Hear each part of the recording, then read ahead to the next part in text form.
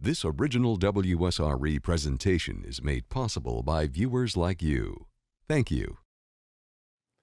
From poverty to the podium, speaker and author Steve Wilmer on this edition of Conversations.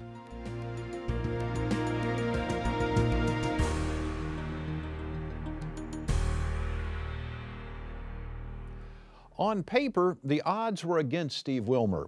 He grew up in poverty, in the projects, without a father. Fortunately, success is not determined by what's on paper, but rather what's in the heart. And for Wilmer, those odds were in his favor. After graduating high school, he became a United States Marine, serving 8 years. Wilmer would later go on to spend a decade in law enforcement before entering the business world and becoming successful in the insurance business. That would lead to his current career as a speaker, trainer, and now author. Wilmer's book on achieving in life and business is entitled 10 to Win. We welcome Steve Wilmer to Conversations. Thank you for joining us. Are you kidding me? Thank you for having me here. I appreciate it. It's my pleasure. What a story. You grew up in poverty, in the projects, as I mentioned. Now you are out teaching people how to be successful. Let me ask you, how did you go from there to where you are today? Oh my goodness. We only have 28 minutes, right? We do. We got plenty of time. Well, you know the story. You know, grew up right here in Pensacola, born and raised, and grew up in the projects, the Aragon Court projects. It's totally different now. But just grew up without a father. My mother and I, in the projects together, single mom on welfare. So really my story is not unlike a lot of stories you hear, but I guess the turnout may be a little different. And why is that? I can't think of maybe just one or two of my friends who I grew up with in the projects who did not either end up in jail or on the wrong side of the law or really never did anything, maybe with their life, and maybe one or two actually didn't make it out that actually ended up dying. So when you say, where I am today, how'd I get here? If I had to say one thing that really turned it around is, even though I didn't grow up with a dad, is having mentors around. My great uncle Charles, I mentioned him in my book as well, who was like a father. He's a retired Army staff sergeant. So every once in a while I had an opportunity to be around him. Right. And he was married. He's been married now to his wife for over 55 years. So when you look at somebody like that, it's like, okay, I know my situation is not where it's supposed to be, but what is it supposed to be? And so I looked at him. And then, of course, that really led me into being a United States Marine. And I'm going to tell you, after you go through the Marine Corps and be a Marine Corps infantryman, after that I said, man, I could do anything. Did the Marine Corps have the biggest influence on your life? Initially, absolutely, the biggest influence. And the thing about it is that the reason I went into the Marine Corps is because I really wasn't going to go to college because I didn't have the finances and I really didn't have the smarts. I mean, I barely graduated high school. I always tell people a 1.9 GPA when I go to speak. I say, who can beat that? Who can beat a 1.9, GPA, a little self, deprivation there. But just in school, just not having, in my opinion, not having the smarts, to do things. And even now today, there are some things I really have difficulty with, So I didn't go to college. I went to junior college. Went right to, it was PJC, now it's, Pensacola State, but went to PJC after I was in law enforcement, so just never really having the smarts to do those type of things. And in my mind, I'm thinking, if I want to make the kind of finances to be able to take care of a family, I better figure out real quickly, what I'm going to do. And as a kid, the teacher would always say, Steve, shut up. You talk too much. Quit talking. And now I get paid to travel all across the country talking. Imagine that, right? Well, and I read, I believe it was in your book or on some of the other material that I was reading about you. I read that you had a teacher tell you, "You're never going to amount to anything." Is that? Yeah. Tell me that story. Oh, golly. I am really big on motivation. I'm really big on putting things, in the past. But even when I wrote that, I can remember tearing up. Even when I tell that story, I always tear up. And even with you just saying it that quickly, it still takes me back to that moment. So imagine being in the classroom, not the smartest person in the classroom, failing grades, barely passing. And I can remember she was up, she was teaching. I did not understand what was going on. But once you keep asking questions and then you start getting that, what is it now? You kind of just sit back and you don't say anything. Right. So I'm sitting back. I'm not, saying anything. I'm looking around. People are doing their work. So, I start, making jokes, or start talking. And I really shouldn't have been. But she looks at me in front of the entire classroom and she says to me, "You're never going to amount to anything." And of course, all the kids go, "Ooh," and this is high school. We're not talking about elementary school. This is high school. And the bad thing about it, Jeff, is I believed her. And I looked at my life and projects, not smart, not going to go to college. She's right.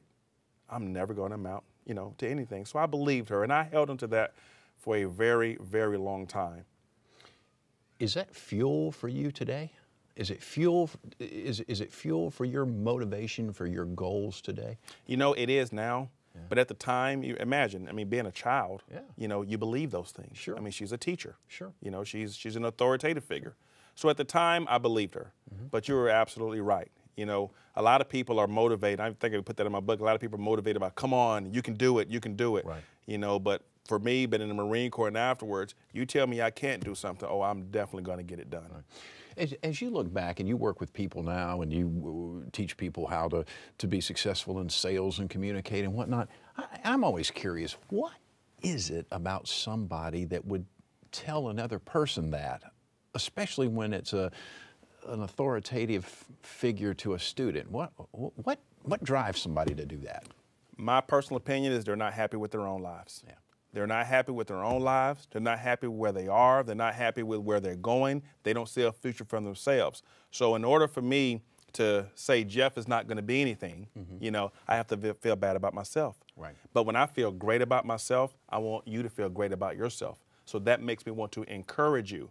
That makes me want to motivate you, encourage you to go on, and to do. So a lot of times when people are not where they want to be, they want to bring everybody else around them, down to their level. And so my next question is, for a high school student or a middle school or an elementary school student for that matter, or a college kid for that matter, when somebody tells them something like that, what is your advice? How should they deal with it? Talk about resilience. Absolutely. Well, two things. The first thing you have to have is this. If I had someone in my life at that point that was saying, you know what, Steve, you can do anything you want. You're great. You're beautiful. You're the best. Then I wouldn't have believed her. But when you don't have someone in your life who's constantly encouraging you, constantly motivating you, constantly picking you up and saying you can do it, constantly saying go forward, then you tend to believe those things. All right? So what I would say to someone, a student or even an adult, because it happens, to adults as well. Sure.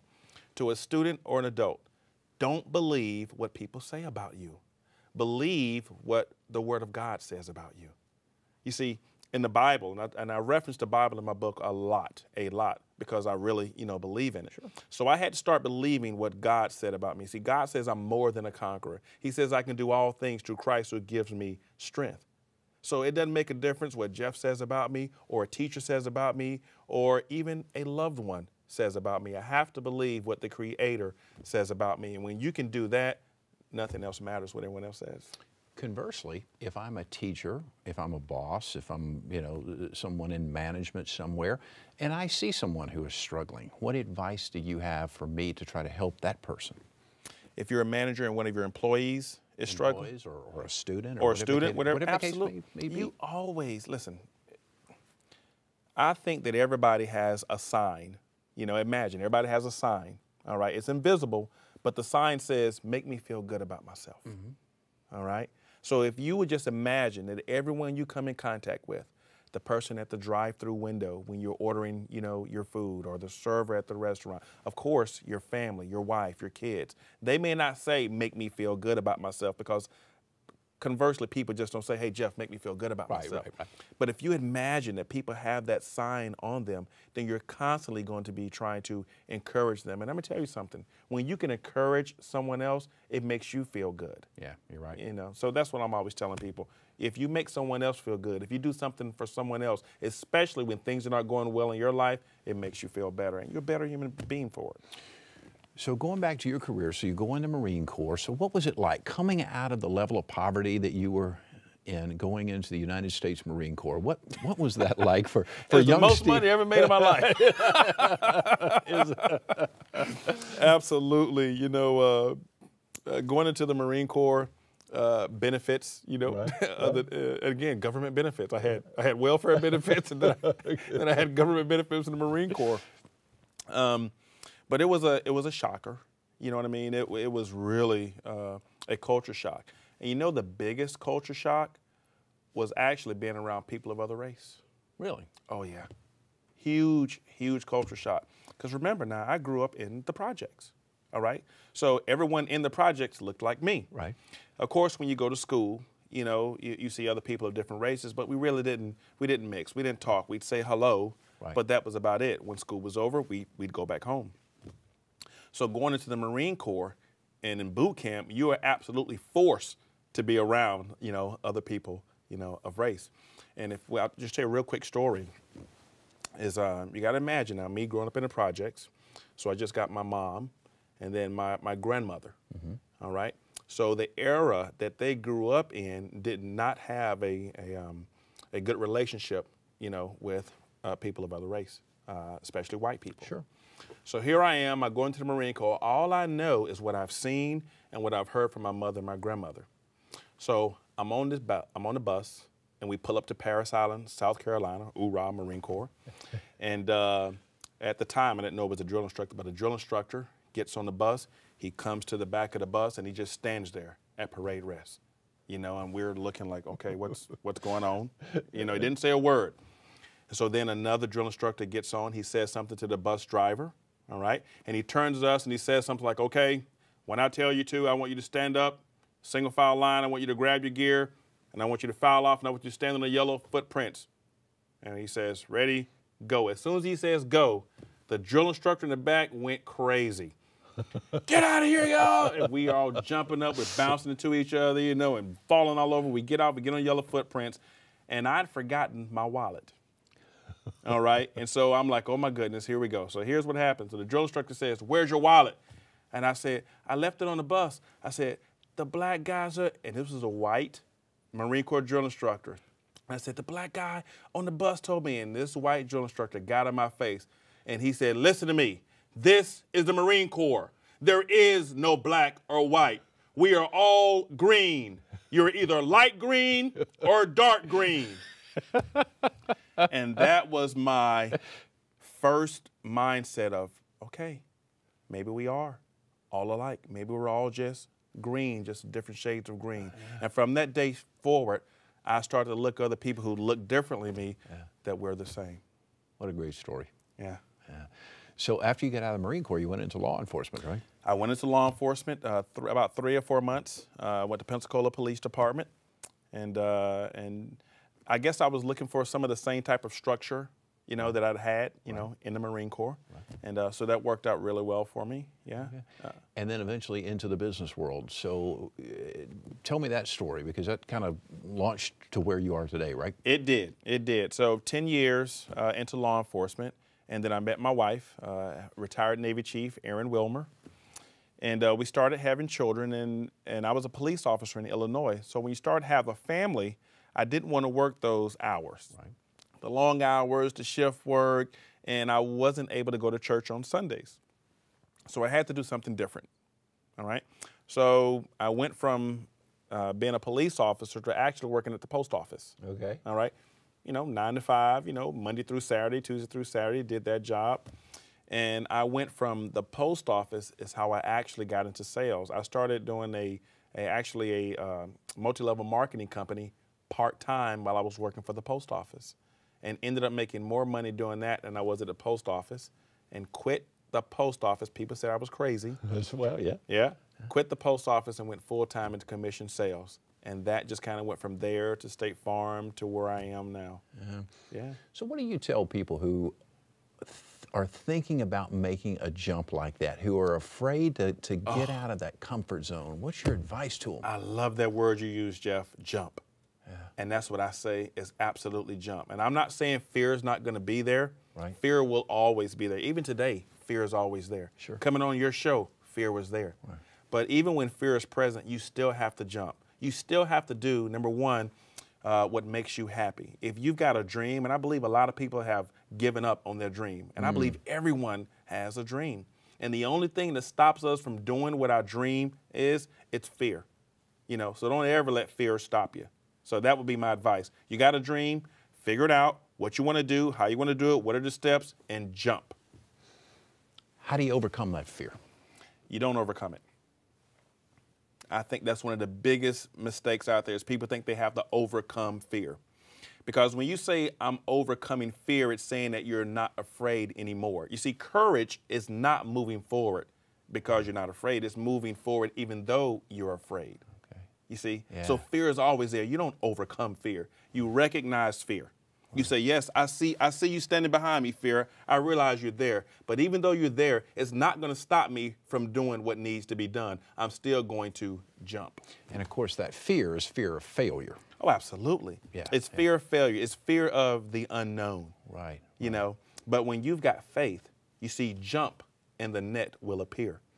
Too many times people are afraid to jump because they don't see a net. They don't see something that's going to catch them. Right. You know, Right. but if you have faith, number one, faith in God, faith in yourself, faith in the process, jump, and I promise you the net will appear.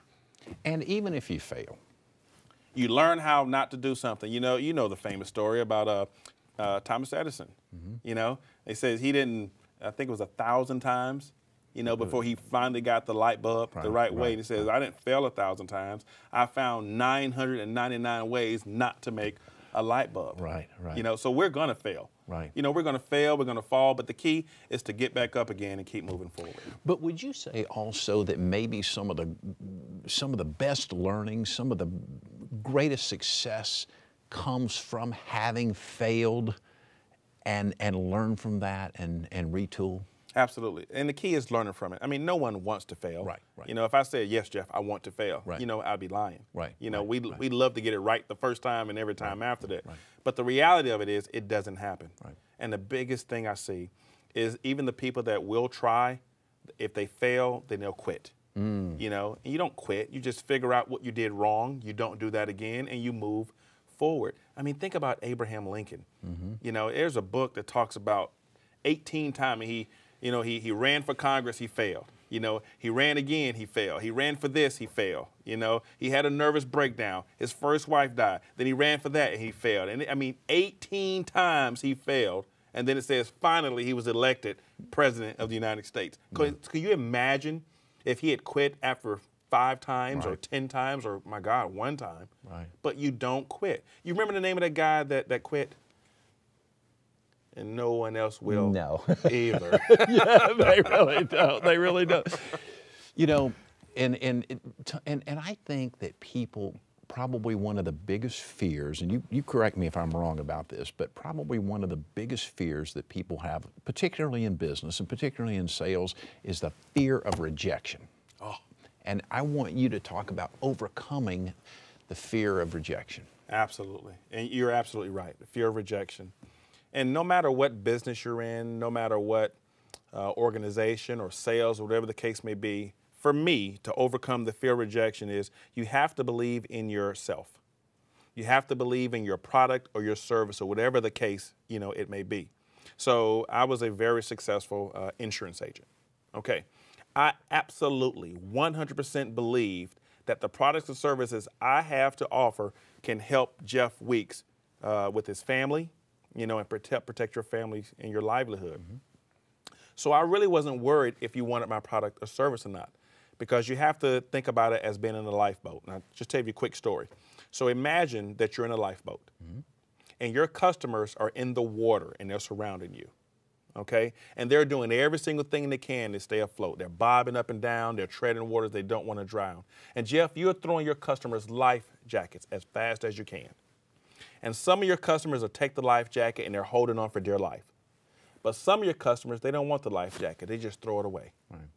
Now, if this were true, you would not feel rejected because somebody didn't want your life jacket. You kind of feel sorry for them. Right. Right? It's like, what's wrong with you? I'm trying to save your life. Take my life jacket. Right. And just because customer number 1 didn't want your life jacket, would it stop you from throwing a life jacket to number 2 Right. or number 3?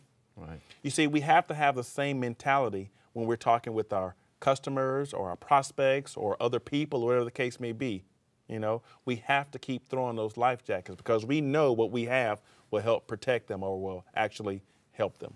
And of course, that would be applicable too for somebody who is maybe trying to get another job or something like that. If they get turned down by an employer, Oh, absolutely. The employer's missing out on that person, right? You know how many times I've been turned down? Probably a lot. A lot. Yeah. You know, a lot. Absolutely. You know, a lot. You know, they missed out because, I mean, I don't have the degree. Right. You know, I didn't have the degree or the pedigree. Right. You know, Right. from the wrong side of the tracks. Right. So think about the employers out there who missed out on having Steve Wilmer as one of their employees. Speaking of fear, speaking of jumping, you jumped from being successful in the insurance business to going out on your own to being an entrepreneur in the truest sense of the word, hand-to-hand combat, if you will, because Absolutely. I mean you're having to drum up business to Yep. to teach people. What was that like for you? Scary. Fear. Absolutely. You know, that story is really, really great. So here I am teaching insurance and pretty good in my own respect, to the point where people started hearing about it and I started doing teachings and training. Now understand this, Jeff, I've been speaking and teaching for about the last 10 years. Mm-hmm. Someone was always calling me saying, hey, can you come over here and teach? Can you come do this class? Can you come speak at this event? So for about 10 years, I've been teaching, speaking, not one-on-one coaching, but, you know, maybe coaching a group of people. So I'm selling insurance. I'm great at it. People start calling me. I started teaching them, started teaching their team, and a company, the Risk Advisor Institute, a company hears about it, comes down, interviews myself and my agent at the time, John Kazaya State Farm, interviews myself and John, and they put us on a CD and a DVD, and they sent us all across the country. And when that happened, we really started getting phone calls. Let me talk to Steve. Let me talk to Steve. I ended up contacting the company and say, hey, you know, I'm teaching. I'd love to, you know, maybe help you and teach or something like that. So fast forward, they say, yeah, they bring me out. My first paid speaking engagement was in Dodge City, Kansas. Now, I'm a Wyatt Earp fan. I mean, no. I am a Wyatt Earp fan. When I was a deputy sheriff, I used to have some of my friends, they'd say, there's Wyatt Earp, here's Wyatt Earp coming. So for me to go to Dodge City, Kansas with my first speaking engagement, oh, I loved it. So I go out there, great turnout. 2 weeks later, want me to go to another city, and it goes on and on. While I'm still selling insurance, I'm doing this part-time. And Jeff, I'm loving it. I'm having a ball. I'm living my dream. I'm living my passion. And so I fast forward maybe 6 months, and the company contacts me and says, you know what, you're really, really good at this. You ever think about doing this full-time? I say, yeah, I think about it all the time. You know, so again, talk to my wife. Here's another career move, right? Talk to my wife, and of course, prayed about it. Talk to my pastor. I get the answer, and I start Steve Speaks. And I've been traveling and having more fun than I've ever had, you know, before. Finances never took a dip. They continually, you know, to increase. God is good. I'm living my passion. I'm telling you, if it can happen from a little black boy in the projects, man, it can happen for anybody. How did the book come about? Oh my gosh, the book. Again, I'm just up speaking, okay? And I do a presentation called 10 to Win. I finished the presentation, people are in tears.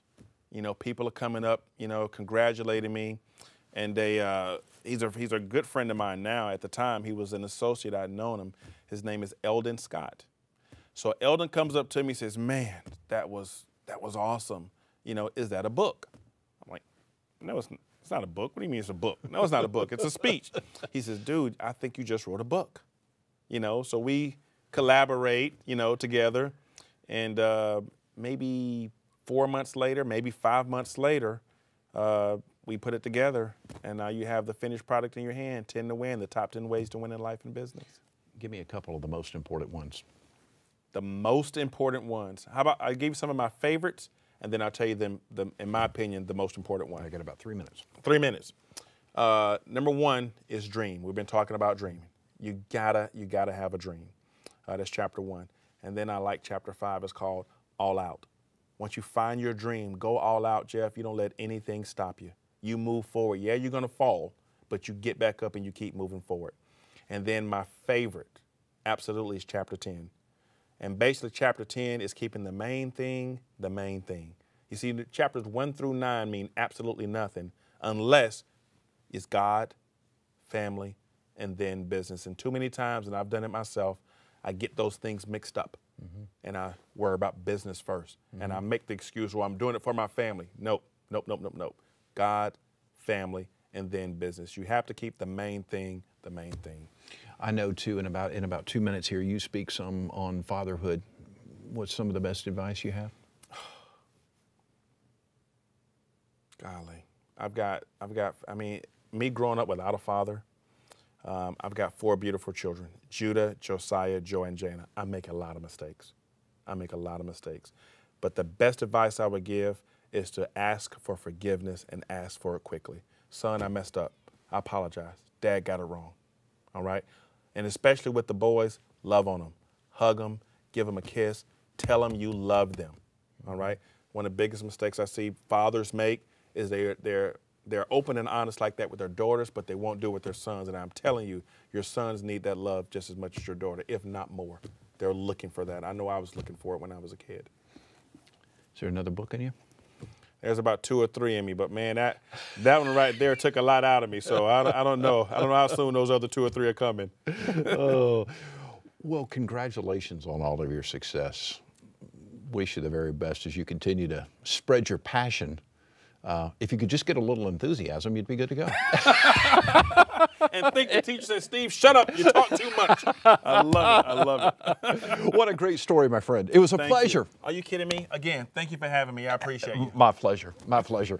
His name is Steve Wilmer. He's lived it. He came up the hard way and is making quite of a success of himself. The name of his book is 10 to Win, the top 10 ways to win in life and in business. It's a good read, and as you can see, guy's got just a little bit of passion, a little bit of enthusiasm. It's somewhat contagious, I would say. By the way, Steve's website is stevewilmer.com. You can see many more of our conversations online at wsre.org/conversations. We're also on Facebook and YouTube. And by the way, if there's a particular show you like, feel free to share it via social media. I'm Jeff Weeks. Thank you so very much for watching. I hope you enjoyed the broadcast. Take wonderful care of yourself. We'll see you soon.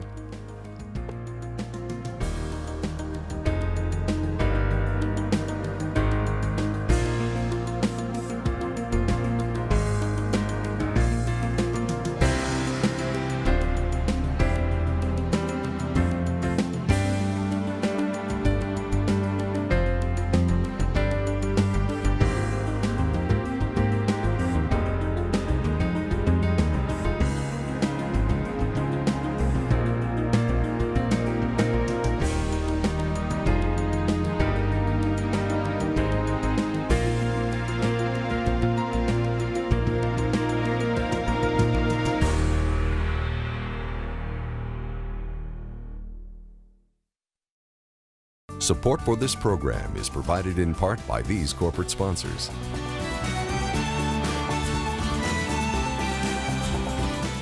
And by viewers like you.